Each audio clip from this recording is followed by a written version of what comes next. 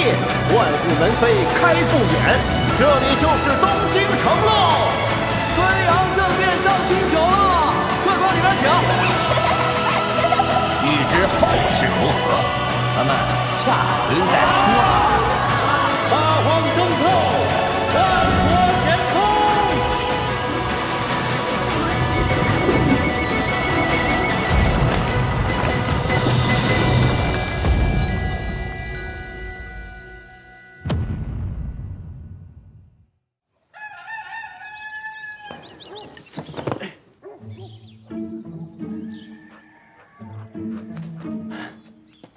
嘿，这么早就起来了，我还怕敲门吵着你睡觉呢。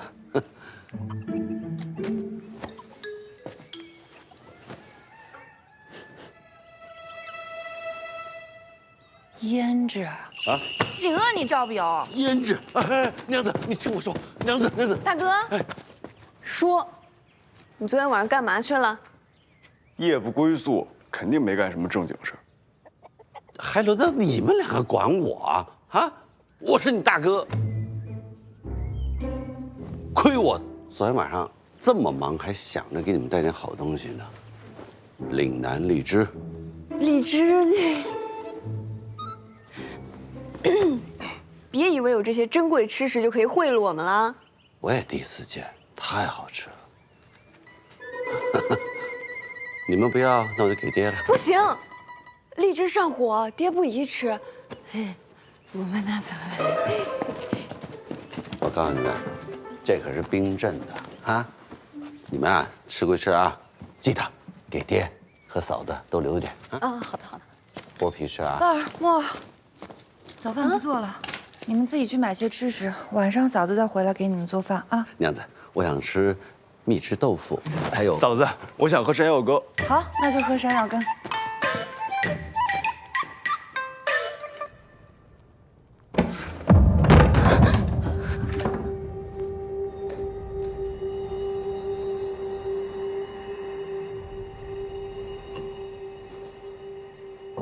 我就说嘛，那个姓赵的不懂事儿，看把我们七娘子给气的。你什么时候见过我为一个男人生气了？那昨晚，柱子和他……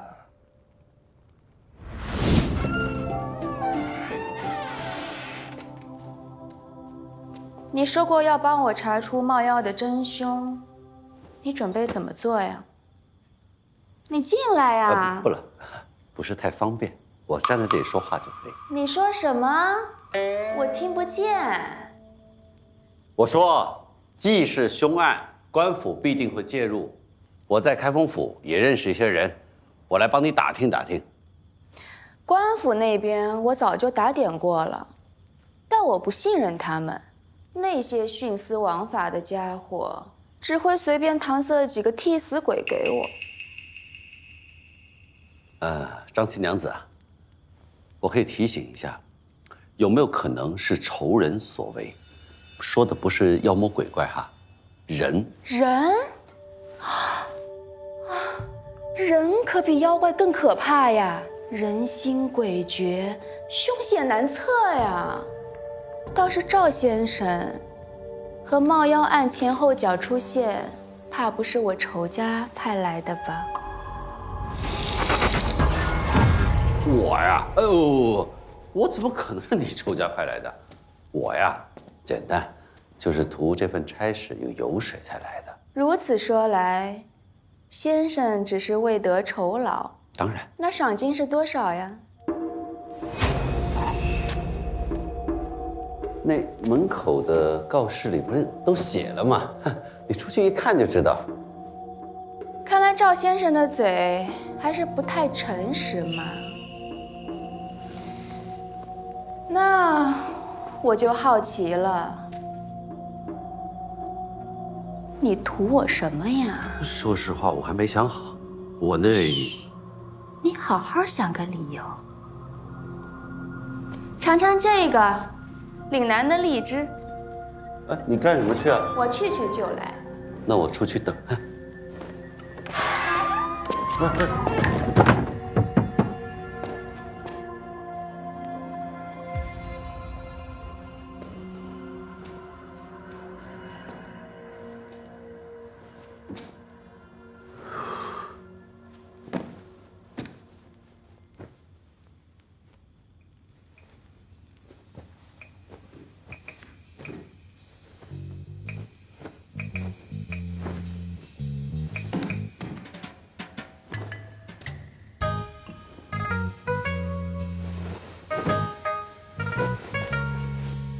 给娘子来一个，老爹来一个，赵胖，赵妹。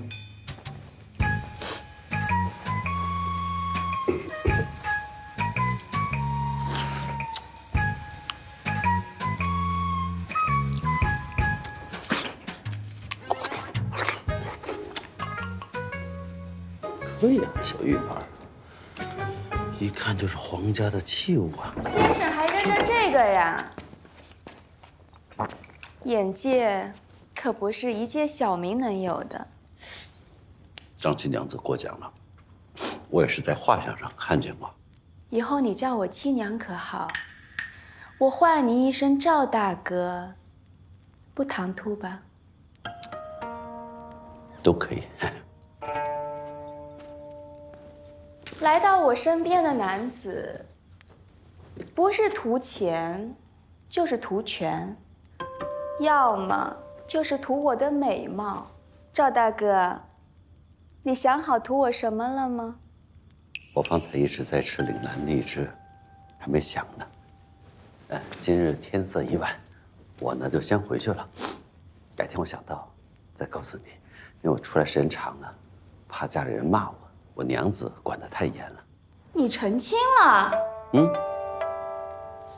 还是个惧内的。哎，不能这么理解。我俩啊，两情相悦，时间长了以后由爱成畏罢了。对，那就此告辞。我要是不让你走呢？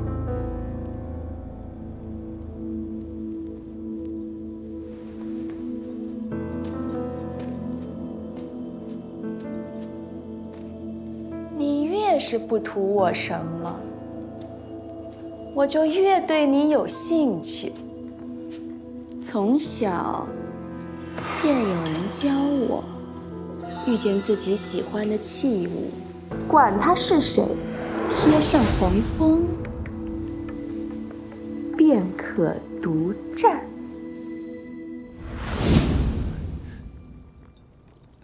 那后来呢？关你什么事儿啊？七娘子可要小心啊！这个赵不友跟之前的那些不一样。行了行了，让你加强府中护卫，找着人了吗？又找了2位高手，已在前厅等候多时了。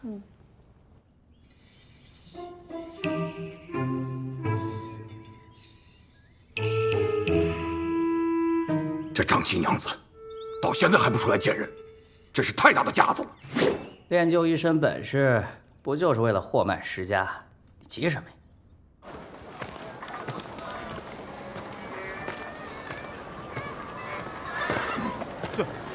哎，你干嘛的？哦，找张七娘。张七娘是你想找就能找的？我看你是疯了吧？走，赶紧走！快来人呐！有人闯府！你来找张七娘的都是疯子吗？请问这位娘子，刚才是谁闯府啊？我啊。娘子说笑了，就是他，快把他拦住啊！我是来找人的，不是来打人的。谁敢闯府？是你？找张七娘问几个问题。张府不是你想进就能进的，七娘子也不是你想见就能见的。正好你们2个露2手吧。得嘞，我是张府的护院，你若再往前走，我可就要对你不客气了。你打算怎么对我不客气？我可空着手呢。这么貌美的小娘子，我怎么舍得下重手？要不要我把刀借给你？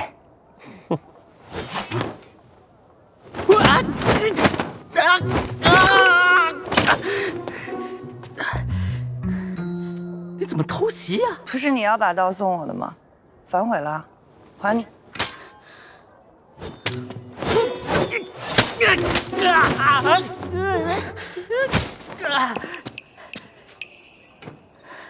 随便就能送人的刀，看起来也不是什么好刀。还你。这位娘子，他们骗我做护院，我不能就这么让你进去。那你打算怎么拦我啊？我的兵器呢，有点重，待会儿要是招呼起来，不小心伤了你，请您见谅。呀！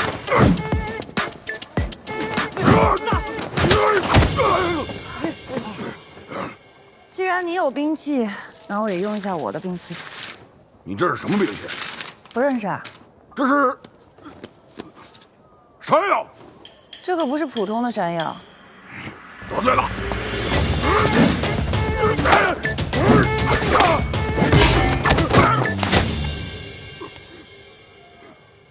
如果是刀剑，现在你已经断气了。我输了。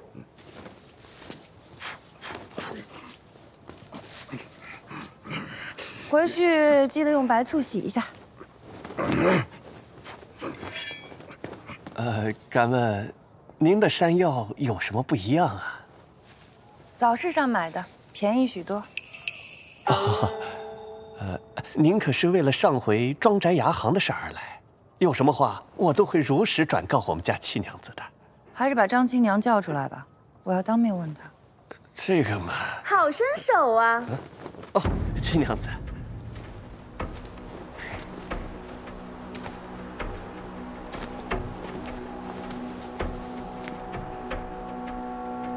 之前只觉得这位姐姐长相俏丽，办事果决，没想到身手也这么漂亮。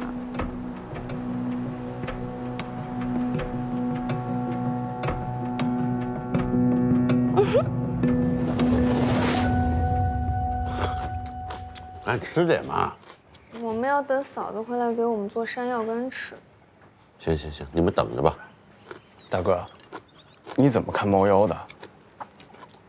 你问那个干什么？武大的尸体不是被猫妖吸到半空的，是被绳子悬吊着的。这个案子绝对是人为的，是有人用冒妖这件事情达到什么目的。大哥，你怎么看这个案子啊？这个案子，你们俩不准管，很危险，听见没有？那大哥，你管冒妖案吗？我管他干嘛呀？那你昨天去凑捉妖热闹是为什么？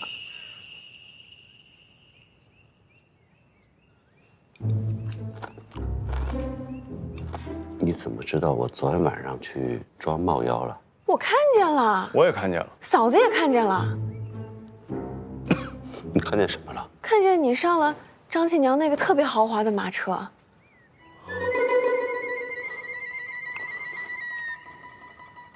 那你们俩为什么不叫着我呀？人家那手一勾，你一呲溜就上去了。你上去干什么了？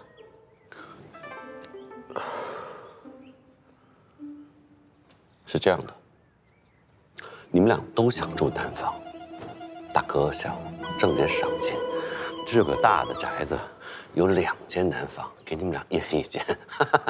去张新娘的马车上挣赏金。大哥，我真没想到你是这样的人，你这么做我们瞧不起你。你们两个白眼狼的，走吧走吧，忙你们的去。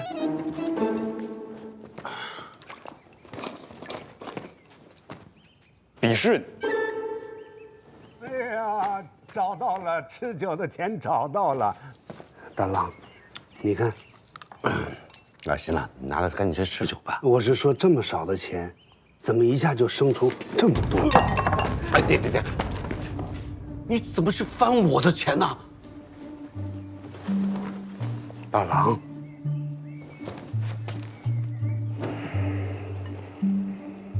大郎，有些钱能拿，有些钱不能拿。爹，你是不是知道点什么呀？我是看到你这个钱袋，才发现了你的秘密。马车上的钱，咱不能赚。爹，这哪跟哪呀？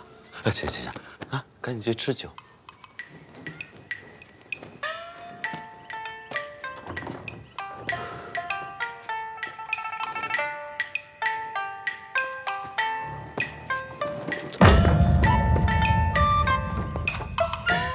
我这玉女桃花膏是秘制配方，采用上好的益母草为原料，再加入749种草药，用蜂蜜调制而成。用完以后，皮肤透亮润泽。姐姐试试便知。别家款待客人只是上些茶果点心，张府的款待果然别具一格啊。别家上门拜访，也就是拎着瓜果点心，不像姐姐，拿着山药就打进来了。姐姐来的别出心裁，我这接待的也不能落了俗套，不是？铺子里事多，问完问题就走。牙行初见，我就觉得姐姐是个妙人。还没请教，姐姐的名字呢？称呼我赵家娘子便可。赵家娘子？难道你就是赵大哥家的那位？正是。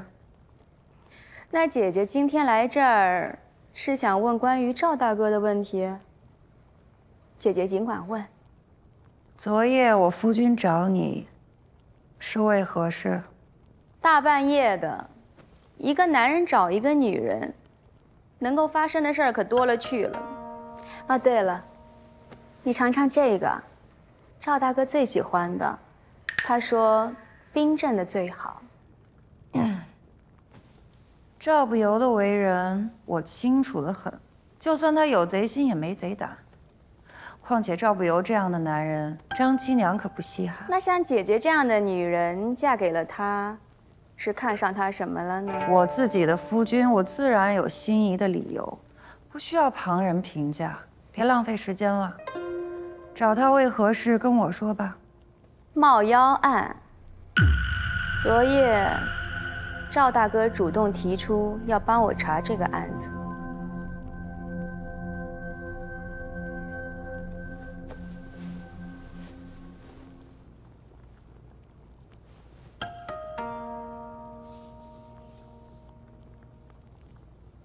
其实啊，要看一个女人过得好不好，脸只是表，这手才是理。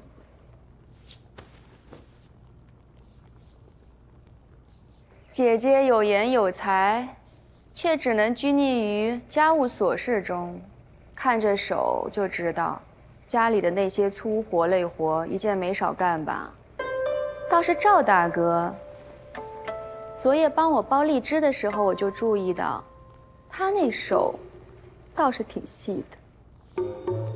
唉，是啊，平日里舍不得赵不由干活，他那双手啊，也就留着给我洗洗脚。哦，昨日多了一个差事，给你剥荔枝。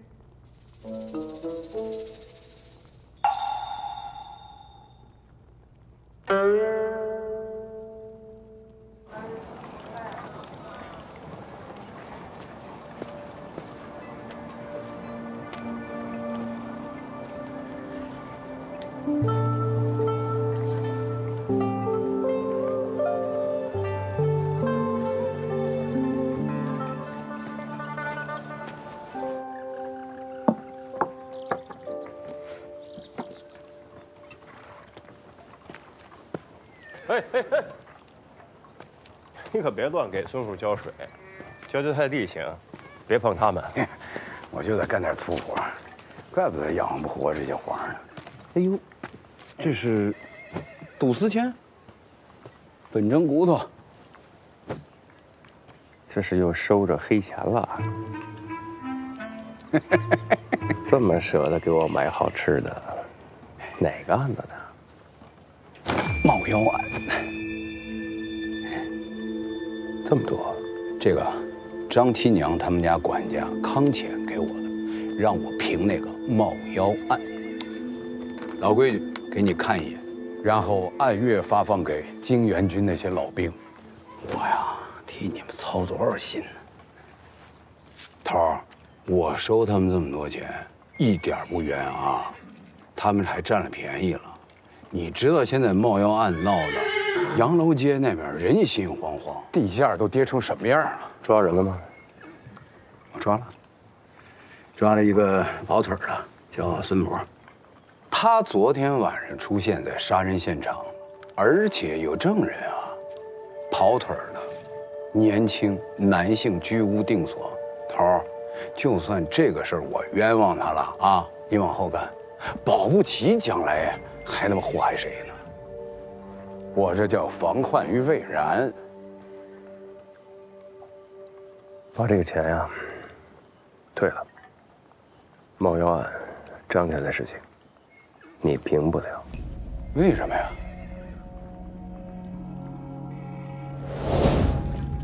头儿，哎，赵家大郎来见。啊，来，陆先生，哎，这么晚还没回家？我这不是就在家里面吗？哦，您平时住在这里面？东京的日子太舒服了，住得再好一点，我怕活成他们的同类。坐。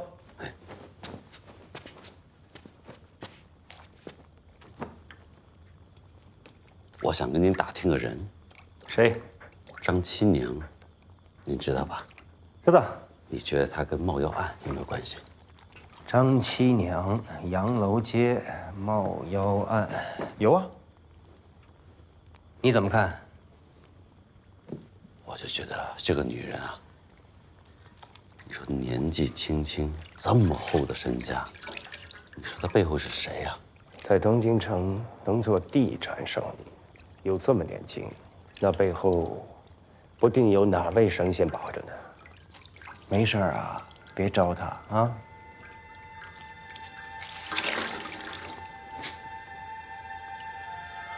你招她了？说不清楚。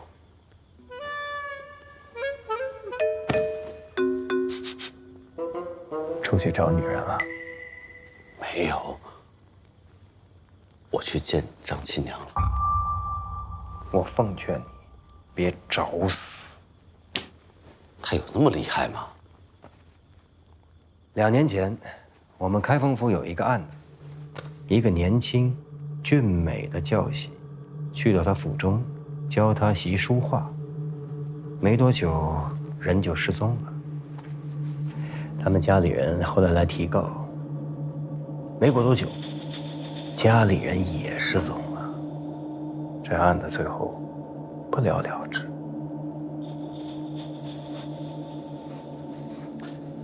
他说这么一句话：“我看上什么东西，我给你贴个黄封，这东西就归我。”你什么意思？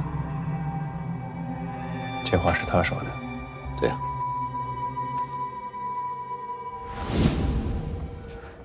就是因为这事儿大，咱才不能得罪张家呀。咱不跟张七娘作对，咱能不能跟案子作对啊？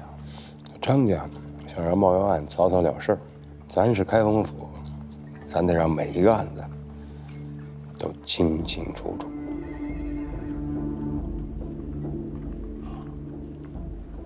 你要这么说，了然，我知道怎么办了。赵北要去找武家，你帮帮他。不用他，我自己就行。好，我配合他查这个案子。莫兄，伴儿，小宋哥哥，昨天我们一起一无所获，还差点被抓。你那个文章是不是没法交差了？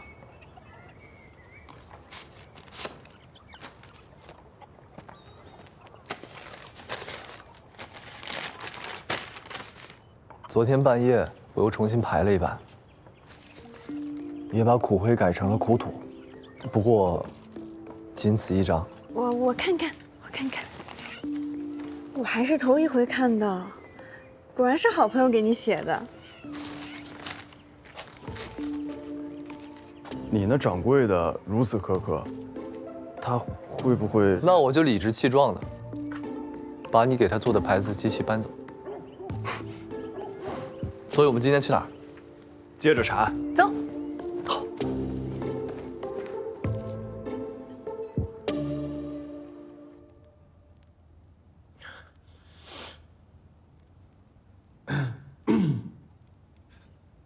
你干嘛穿成这样啊？姚和兄弟平日就风神俊朗，偶尔打扮一下，也让人眼前一亮啊。咱们不是说好重验尸体？你穿成这样怎么干活？对呀，没问题呀，你看我这，没问题，真的跟平常一样。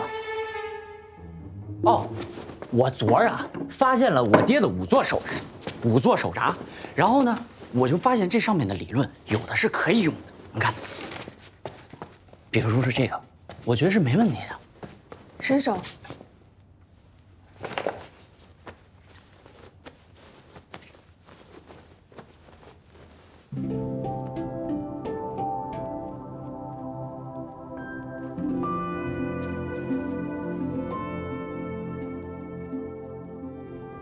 干活去啊！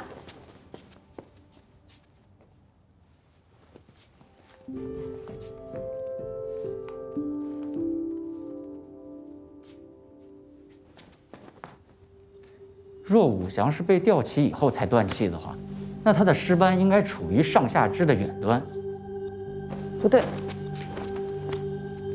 他的尸斑没有集中在上下肢的远端。姚和，你快帮我个忙，把它掀开来一下。你看，他的尸斑集中在四肢及后背的后侧。那要是这样的话，那武祥死的时候应该处于仰卧位。仰卧位啊，那说明武祥他被吊起来的时候就已经死了。是这样。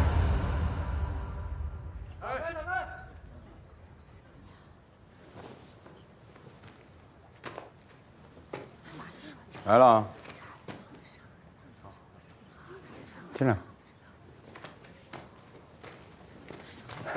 万推司，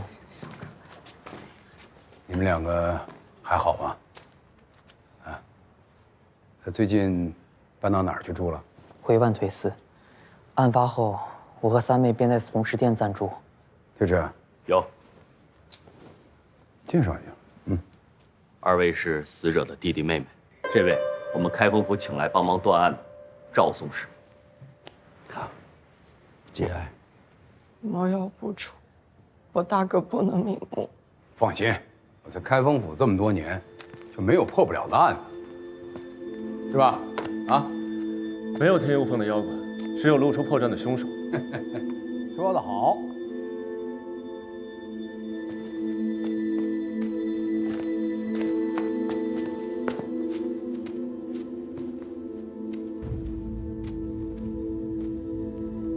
这个地方是被人进来动过吗？对，昨天晚上进来一伙人，那也不是偷东西。武大的尸体不是被猫妖吸到半空的，是被绳子悬吊着的。这个案子绝对是人为的，是有人用冒妖这件事情达到什么目的。赵表，这没什么问题吧？哦，这里没什么问题，我们看看别处吧。武乔娘子，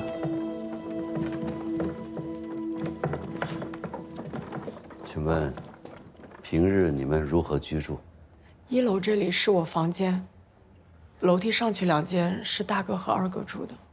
你的房子我可以去看看吗？嗯。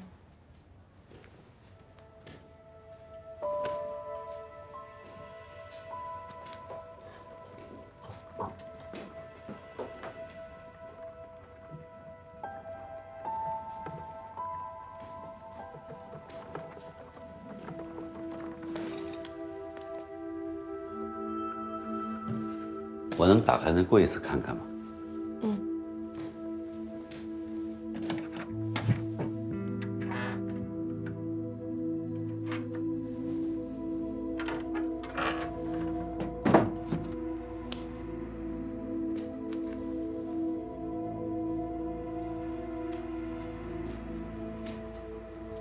你平日就在这里梳妆？是。比我们家妹妹的那个整洁多了。上面那些东西也是你的吧？嗯。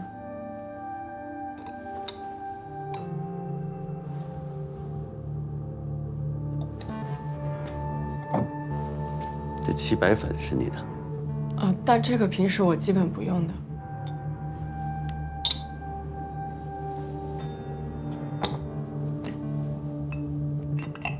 这是手膏吧？嗯。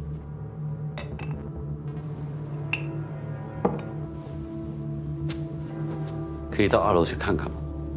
赵先生，我腿不方便，二哥你带他们上去吧。好，二位这边请。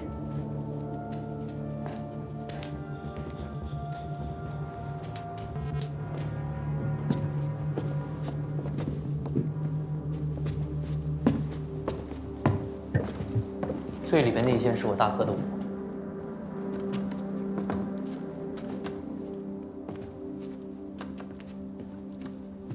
这五祥看着5大3粗的，屋子倒是挺干净利索。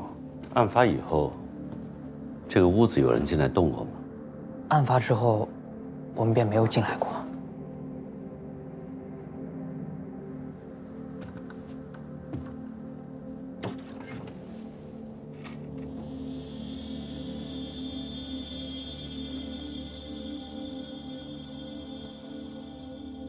如果他死的时候是躺着的，那就更加说明根本没有什么冒妖吸魂之说，他是死于别的原因。死于别的原因，那会是什么原因呢？毒我们也验了，没有中毒；伤我们也查了，只有头部有那些不致死的皮外伤。到底是什么原因呢？都说尸体会说话，尸体会说话，查不出来呀。武大哥，你能不能告诉我？老何，你看，他的右眼为什么这么红啊？一般来说，如果右边脑袋受到致命的打击，右眼会充血。你昨天不是摸过了吗？昨天摸的可能不够仔细，手套会影响触觉，我再摸一遍。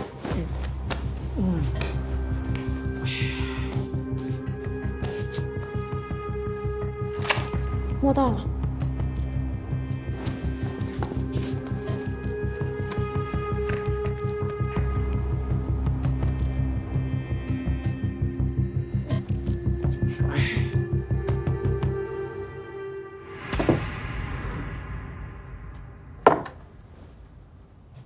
这个是你哥？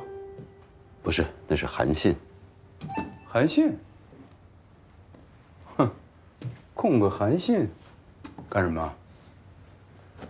研习兵法。哎呦，你们武家事儿大了啊！供韩信什么意思？大家都知道，韩信是刘邦的左膀右臂，但不知道的是，韩信有楚归汉。啊！你们供着韩信，偷学兵法，准备谋反，你们是不是别国安插在我大宋的细作？万岁司，未必。当年韩信带兵的时候，为了缓解军中的紧张气氛，发明一些赌博之术，所以后来民间喜欢发财的人也会拜他。不可能，我就没听说过。后面写什么？保佑发财。你再看这香炉，不是供的，是什么呀？不是，这还有供韩信保佑发财的。你知道你大哥上面写的日子是什么日子吗？我不清楚。万岁司啊，这个我想拿去调查调查。看，你带我去别处看看。是。啊，供韩信。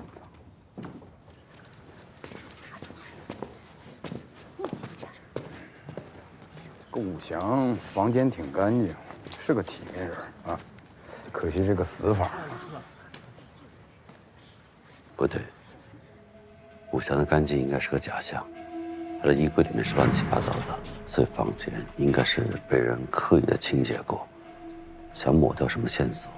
另外，他的房间里面少了一样东西，你发现没有？什么东西？油灯。啊，身上好像没有油灯。原本应该有的。桌面上有圈油渍，是放油灯的地方。我这个人，从来不相信什么冒药能杀人。所有的事情，应该都是人为的。妹妹来了。哎，回来！你看你，别吓唬人家。你们来干什么？我们刚验完武祥的尸体，发现点新线索，顾巡使让我们来跟你们禀报一声。我们，他们几个也去了。你们怎么不听劝呢？啊，不是说了不让你们掺和吗？你不是也掺和进来了吗？这上梁不正。我问你就别问我。一边当街训妹妹好吗？对孩子态度好点。查找什么了？你说。哦，武祥的头骨右侧有一道破裂凹陷，右眼充血，应该是被钝器击打头部致死的。油灯，只是猜测，得再继续看看。我跟他们说两句。过来。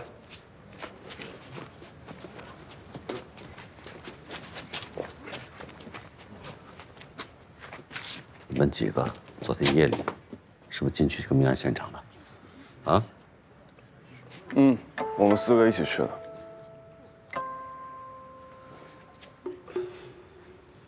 告诉你们啊，里面被破坏了，万推司现在正在找是谁进去的，赶回去。大哥，我们想帮忙。帮什么忙？行了，回去。大哥，对孩子态度好点。你看你，那接下来怎么办？我再去查查。爸儿，你方才亲手碰血尸，真的是令人钦佩。我在想，你有什么感受吗？我想下篇小报的文章，写个女仵作。我还不知道能不能当一篇仵作呢。那说说感受。宋兄，你尝尝这个新口味。爸儿，验尸它本来就不是个易事儿。你看我爹，老江湖了，他有时候还栽跟头呢。你怎么知道我在想什么？我都经历过这些。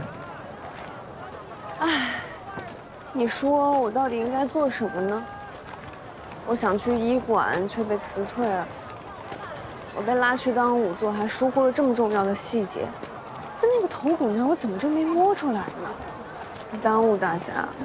你可千万不能这么想啊！这案子它本来就很诡异，更何况要不是你在的话，我们现在一点进展都没有。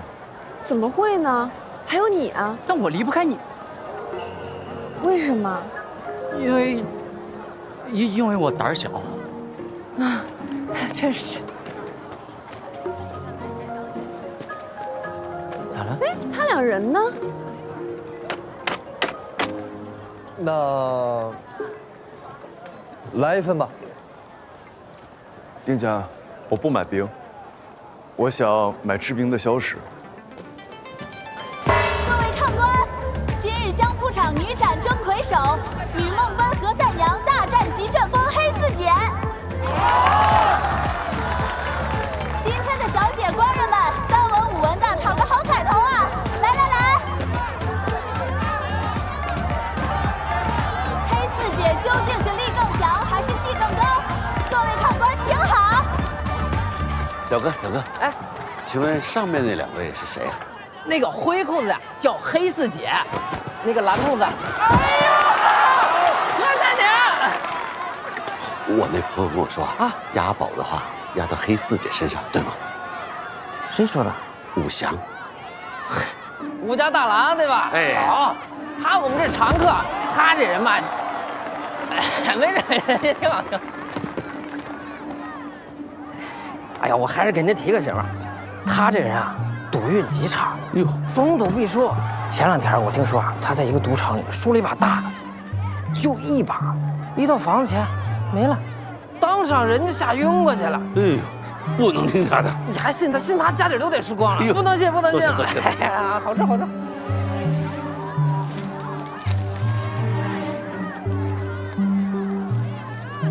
掌柜啊，我想问一下，黑四九的赛期是什么时候？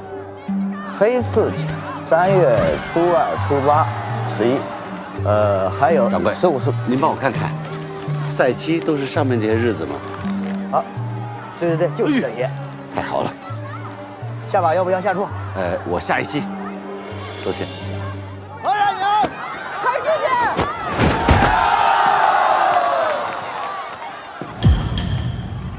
哦，你有事儿，让家丁找我就行了，还亲自来一趟。你紧张啊？没有啊。你既然答应帮我查冒妖案，就想着来看看你有没有偷懒，顺便聊聊武家那案子。哎，那个8字都没有一撇，有消息我告诉你。我可不这么觉得。赵大哥接下来去哪儿查啊？一起？我自己都不知道去哪，还没定呢，我自己去。我想你不会想在这里难看吧？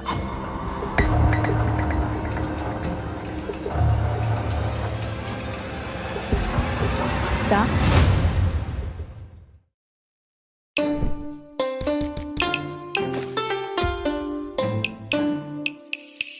你知道宋朝盛行花美男吗？簪花最初多发生在皇帝游行、祝寿、文喜宴之类的官方活动或宴会上，而后民间百姓开始效仿。从剧中大哥和嫂子逛瓦子就能看出，簪花已经成为一种新的 OOTD 日常。所以说，在宋朝，男子才是花式大户。就问你 CT 不 CT？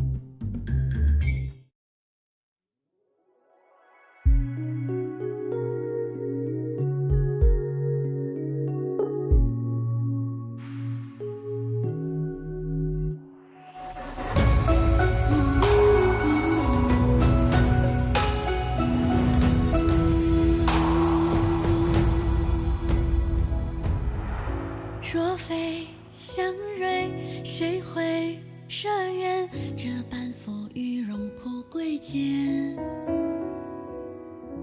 身披斗笠，怎能奈何天？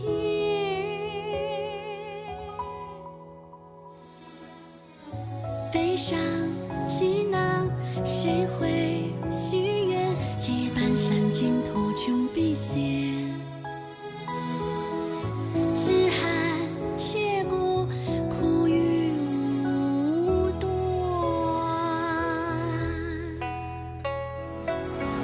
情不断，理还乱，既不远也不慢，抬头画眉。